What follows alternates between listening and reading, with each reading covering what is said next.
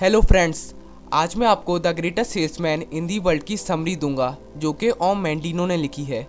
Author इस book में inspirational life के बारे में बता रहे कि किस तरह से वो अपनी ज़िंदगी को बदलने में कामयाब हुए एक सक्सेसफुल ऑथर और एक बिजनेसमैन बन के। ऑथर एक इंश्योरेंस सेल्समैन थे मगर उनको ड्रिंकिंग प्रॉब्लम थी। इसी वजह से उनकी बीवी और उनकी बेटी ने उन्हें छोड़ दिया था और इन्हें जॉब से भी निकाला जा चुका था। ऑथर ने पूरे 2 साल तक अलग अलग काम करके अपनी ज़िंदगी को गुजारा। एक दिन वो जा रहे थे कि उनकी नज़र दुकान पर लगी हुई गन पर पड़ी। उन्होंने सोचा कि आज मैं अपने आप को ख़त्म कर ही दूं, मगर उसी पल उनकी नज़र एक पब्लिक लाइब्रेरी पे गई।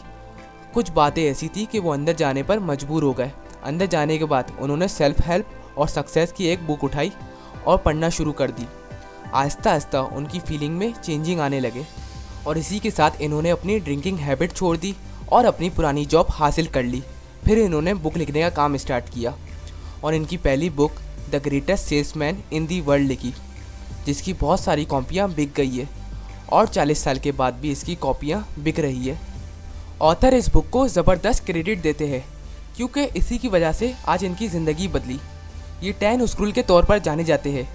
10 स्क्रूल विजडम और उसूलों पर हैं। ये कहानी है हफीद नाम के कैमल बॉय की, जो बहुत साल पहले यरूशलेम में रहता था।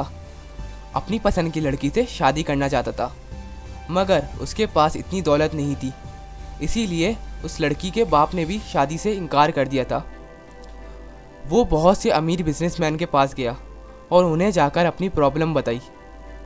तो बिजनेसमैन ने उससे वादा किया कि वही 10 स्क्रूल के रूल उसे सिखाएगा, मगर हर एक स्क्रूल को 30 दिन में 3 मरतबा पढ़ना और फिर ही आगे वाले स्क्रूल पर जाना।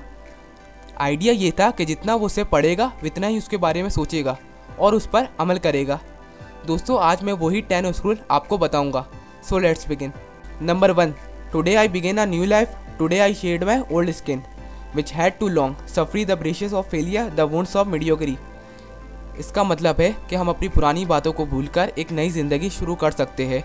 ये स्क्रूल हमें बताता है हमारा पास हमारा फ्यूचर नहीं, हम आज से ही अपनी नई ज़िंदगी शुरू कर सकते, ये भूलकर कि पहले क्या हुआ था। Number 2, I will greet this day with love in my heart. इसका मतलब है कि हर एक से प्यार से पेश आओ, अपने दिल में सबके लिए मोहब्बत रखो। ये स्क्रूल हमें ये बताता है कि हम किसी से भी बात करें उसके लिए अपने दिल में मोहब्बत रखनी चाहिए और उसके बारे में पॉजिटिव सोचना चाहिए। ये चीज़ हमारी कम्युनिकेशन स्किल भी बढ़ाएगी और हमें सक्सेस की तरफ भी लेके जाएगी। Number 3, I will presses until I succeed. इसका मतलब ये है कि मैं जब तक कोशिश करूँगा जब तक कि मैं कामयाब नहीं हो जाऊँ। ये स्क्रूल हमें ये बताता है कि हमें कभी भी हार नहीं माननी चाहिए और जब तक कोशिश करनी चाहिए कि जब तक कि हम कामयाब नहीं हो जाए। हार मानने वाला इंसान कभी भी कामयाब नहीं हो सकता। हमें चाहिए कि लोगों की बातों को भूलकर बस इस बात पर ध्यान दे कि कभी हार नहीं माने और अपना मुकाम हासिल करे। Number 4, I am a natural greatest miracle. ये स्क्रूल हमें बताता है कि हम अपने आप से कुछ ज़्यादा है, यानी हमारा बेस्ट वर्जन। हमें अपने आप को बेहतर बनाने की कोशिश करनी चाहिए और अपना बेस्ट वर्जन तैयार करके पूरी दुनिया को हैरान कर देना चाहिए। हर किसी के अंदर कुछ ना कुछ क्वालिटी होती है जो उसे आगे बढ़ने में उसकी मदद करती है और उसे सक्सेसफुल बनाती है। हमें उन्हीं क्वालिटी को पहचानना चाहिए और उन्हें डेवलप करना चाहिए। Number 5, I will live this day as if it is my last. इसका मतलब है कि इस दिन को मैं इस तरह जीऊँगा जैसा कि ये मेरा आखिरी दिन हो। आखिरी दिन से मुराद अपना सारा काम ख़त्म करना होगा बिना अपना टाइम वेस्ट किए, क्योंकि मौत कभी भी आ सकती है। हमें चाहिए कि हम अपना काम कल पर ना छोड़ें और आज का काम आज ही मुकम्मल कर लें।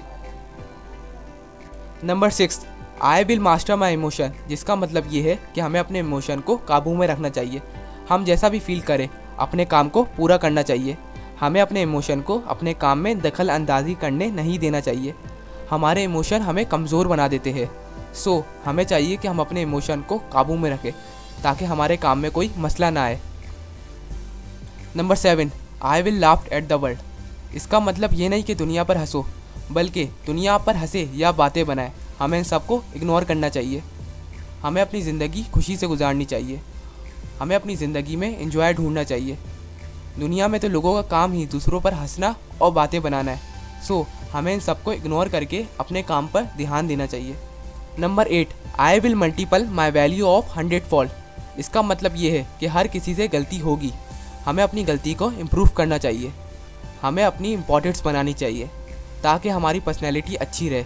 और पर्सनैलिटी अच्छी रहने के लिए हमारी आदत, हरकत, स्टाइल सब कुछ चेंज करना होगा।